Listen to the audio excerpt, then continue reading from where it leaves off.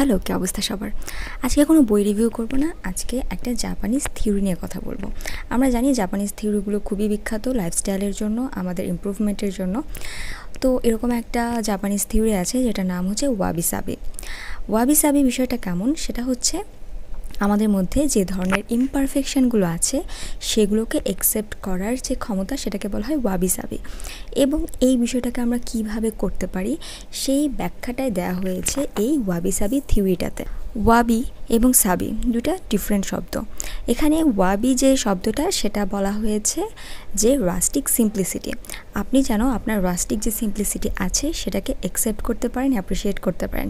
এবং সাবি সেটাতে বলা হয়েছে আমাদের যে বিউটিটা আছে বাই দ্য টাইম বা এইজের সাথে সাথে আমরা যে বিউটিটাকে পাই সেটাকে গ্রহণ করার যে ক্ষমতা সেটাকে বলা হচ্ছে সাবি।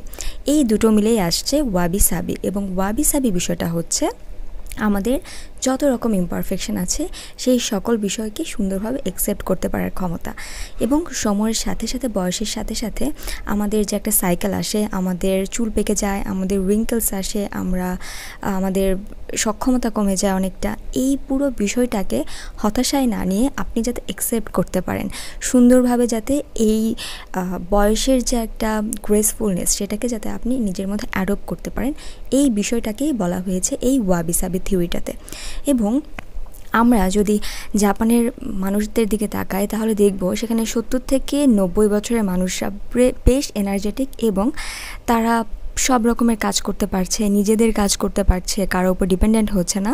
কারণ তাদের মনের মধ্যে ওই মনোবলটা থাকে সবসময়, যেটা আমাদের মধ্যে থাকে না।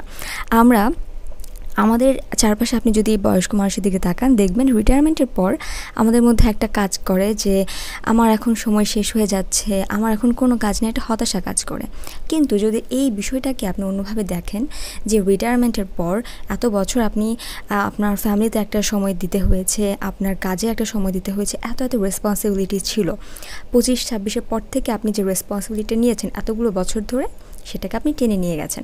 এখন রিটায়ারমেন্টের পর আপনার ঝাড়া হাত পা, আপনি যে কাজগুলো করতে চান, গার্ডেনিং, ঘুরে বেড়ানো, গল্প করা, যদি লেখালেখি শুরু করতে চান, সেটা এখন আপনার আরেকটা সময় নিজেকে আবার নতুনভাবে উপস্থাপন করার, যে কাজগুলো আপনি হয়তো রেসপন্সিবিলিটির চাপে পড়ে করতে পারেননি। এবং এটা যে শুধু বয়স্ক মানুষরাই ফলো করবে তা কিন্তু না। আমরা যারা আছি ইয়াং জেনারেশন তাদের ক্ষেত্রেও এই জিনিসটা কাজ করতে পারে। কিভাবে? অনেক সময় দেখা যায় আমরা কি করি, আমরা আমাদের ইমপারফেকশনগুলোকে ধরতে পারি না, আমরা ওগুলোকে সবসময় ঢেকে চলার চেষ্টা করি। এটার ফলে আমাদের একটা ইনসিকিউরিটি তৈরি হয়।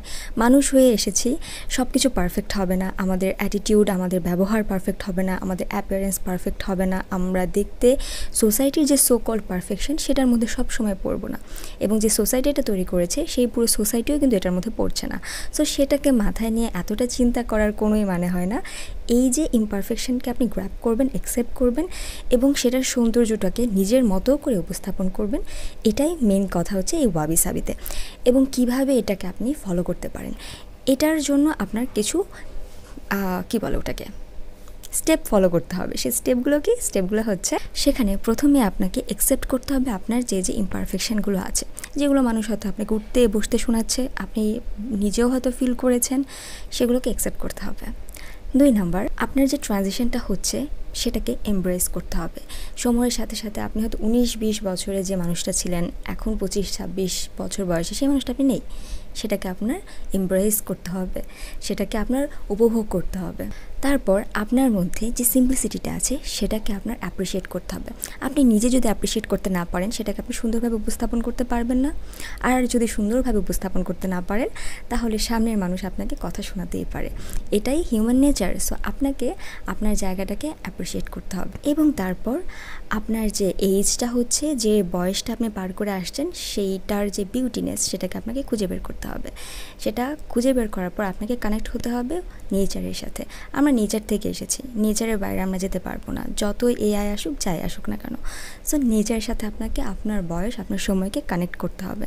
যখন আপনি আপনার বয়সটাকে গ্রহণ করবেন, আমি আমার ভিডিওস সাধারণত 18 থেকে 30-35-এর মধ্যেই সবাই দেখেন। সো আমি সেই বয়সের অনুপাতে যদি কথাটা বলি যে আপনি একটা এইজের পর 18 বছরের পর আমাদের লাইফটা ড্রাস্টিক্যালি চেঞ্জ হয়ে যায়।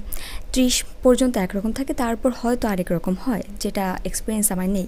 বাট এই যে আপনার যে ট্রানজিশনটা হচ্ছে, এই ট্রানজিশনের মধ্যে যে সৌন্দর্যটা, সেটাকে আপনার খুঁজে বের করতে হবে। এখানে আপনি অনেক ভুল করেছেন, এখানে আপনি অনেক কিছু দেখেছেন, শিখেছেন, বুঝেছেন।